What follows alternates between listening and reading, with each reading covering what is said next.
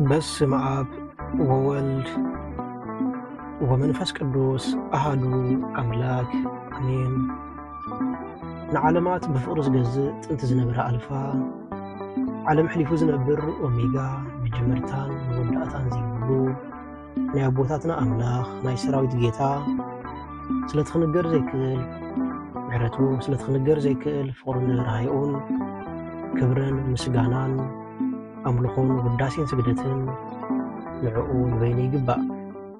ንሱ ኣብ ተፀዋዕሉ ካብኡ ዘይትፍለ ቅድስተ ቅዱሳን አቁራሪተ መዓት ናይ ሓዲስ ኪዳን ኩርቤል ዝኾነት ኣዴና ቅድስቲ ድንግል ማርያም ነቲ ኣማናዊ ዝኾነ ምግቢ ህይወት ነቲ ኣማናዊ ዝኾነ መስተ ህይወት ስለዝሃበትናን ዝወለደትልናን ወዳ ጎይታናን መድሓኒናን ኢየሱስ ክርስቶስ ብዘኽብራን ብዘፍቀራን መጠን ክብሪ ምስጋና ይኹን።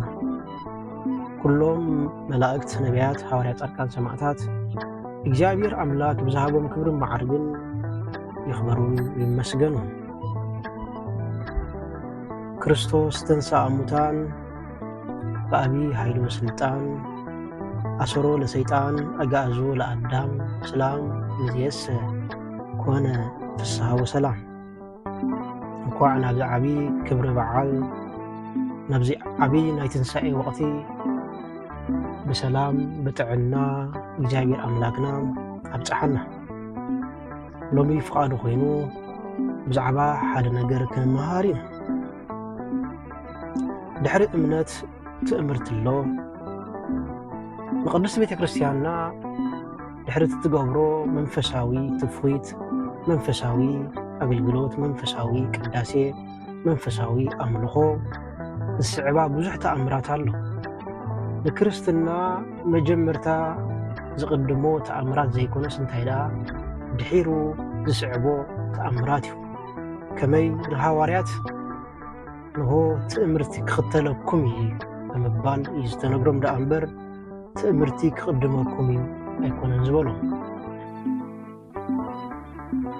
ኩሉ ግዜ ቅድስቲ ቤተ ክርስቲያንና ኣብ ተአምራት ዘለዋ መርገፂ ዝነፀረ እዩ። ተአምራት ቀንዲ ረቑሒ ናይ ቤተ ክርስቲያንና ከም ጌርካ መቕላፅ ዘይኮነስ ትዝዓበየ ቅድስቲ ቤተ ክርስቲያንና ኣብ ትእምርትን ተአምራትን ዘለዋ መግለፂ ዝተፈለዩ ብዙሓት ንትእምርቲ ተኸቲሎም ሃይማኖት ክስዕቡ እንከለዉ ቅድስቲ ቤተ ክርስቲያንና ግን ቅድሚ ምርኣይና ቅድሚ ምስማዕና ቅድሚ ምድህሳስና ክንኣምን ተስፋ ክንገብር ትሕብረና። ስለዚ ተአምራት ድማ ተኸቲልና ዝመጽእ ናይ አገልግሎትና ዓስቢ ናይ መንፈሳውነትና ዓስቢ እዩ። ስለዚ ሎሚ ሓንቲ ክንመሃሮ ዘሊና ትምህርቲ ሎሚ ክንሪኦ ዘሊና ዘለና ትምህርቲ እቲ ኣብ ኢየሩሳሌም ኣብ ጎልጎታ ኣብቲ ጎይታና መድሓኒና ኢየሱስ ክርስቶስ ዝተቐብረሉ ቦታ ኣብቲ ጎይታና መድሓኒና ኢየሱስ ክርስቶስ ዝተንስኣሉ ቦታ ሓደ ዓቢ ነገር ይፍጸም እዩ። ሓደ ካብቶም ኣብ ክርስትና ዓብይ ዝኾነ ትውፊት ዓብይ ዝኾነ ተአምራት ዓመት መፀ ኣብ ኢየሩሳሌም ኣብ ጽምብል ትንሣኤ ናይ ክርስቶስ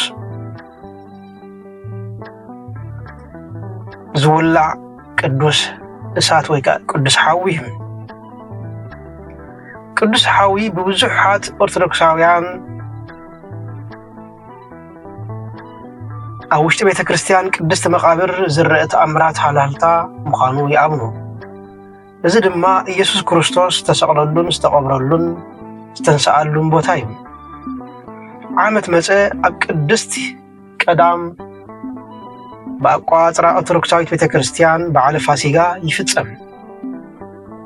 ኣብ እዋን ስነ ስርዓት ኣብቲ ውሽጢ መቃብር ናይ ጎይታናን መድሓኒናን ኢየሱስ ክርስቶስ ኦርቶዶክሳውያን ካህናት ጳጳሳት ንበይኖም ናብ መቃብር ብምእታው ቅድሚ ምእታዎም ብጥንቃቐ ይፍተሹ። ዋላ ሓንቲ ናይ እሳት ነገር ናይ ክርቢት ነገር ሓዊ ዘቃፅል ነገር ኣብ ኢዶም ብዘይመሓዞም ይረጋገጽ። ድሕሪ ዝተወሰነ ግዜ ድማ ፍሉይ ነገር ከም ዘጋጥም የመን። ኣብ ውሽጢ እቲ መቃብር ሰማያዊ ብርሃን ወይ ከዓ ሃልሃልታ ይርአ።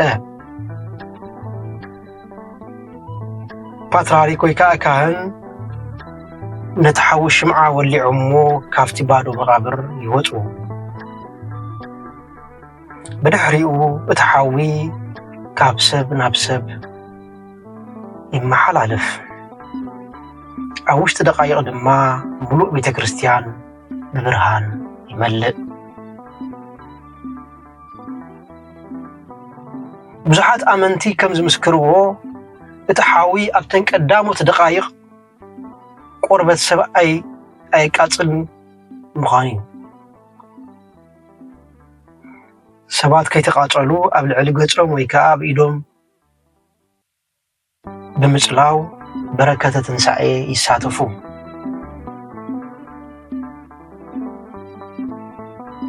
ከም ምልክት ትንሣኤ ክርስቶስ ዝርአ ኣዝዩ ዘደንቕ ተኣምራት እዩ ወገናተይ። እዚ ሓዊ እዚ ኣብ ኢየሩሳሌም ኣብ ዘሎ ናይ ጎይታናን መድሓኒትናን ኢየሱስ ክርስቶስ መቃብር እዚ ጉዳይ እዚ ምስ ተረኣየ ብፍጥነት ነተን ኣብ ካልኦት ሃገራት ዘለዋ ናይ ኦርቶዶክስ ቤተክርስትያናት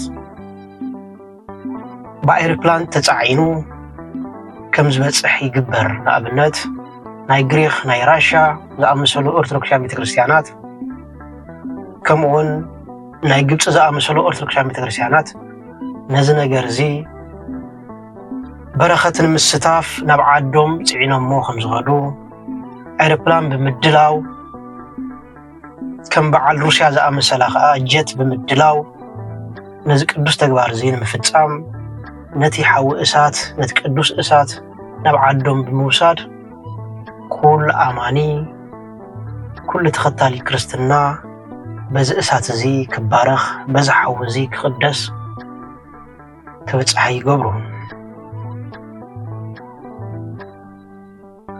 ብዙሓት ተመራመርቲ እኳ ነዚ ነገር እዚ ሰማያዊ ክስተት ኣይኮነን ኢሎም እንተኣምኑ ግን ብዙሓት መጽናዕቲ ከም ዝሕብሮ እቲ እሳት ሰማያዊ ክስተት ከም ዝኾነ ሰማያዊ ተኣምራት ከም ዝኾነ ብብዙሓት ተመራመርቲ ተረጋጊጹ እዩ።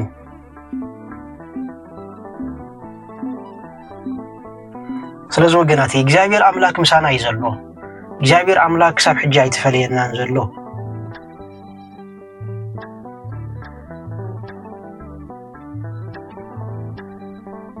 መቃብር ናይ ጎይታናን መድሓኒትናን ኢየሱስ ክርስቶስ ሕጂ እውን ባዶ ጥራይ ኣይኮነን ተሪፉ ብዙሕ ተኣምራት እውን ይግበረሉ ኣሎ።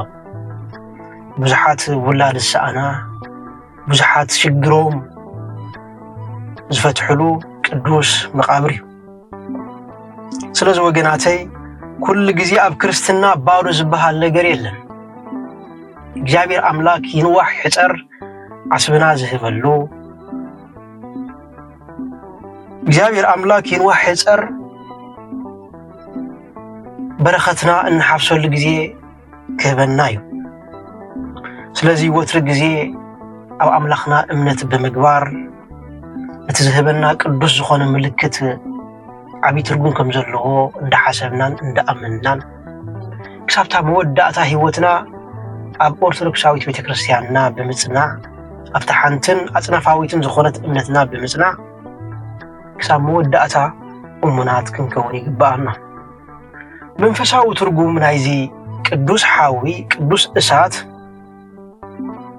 ኣብ ጸልማት ብርሃን ከም ዘሎ ይዘኻኽረና።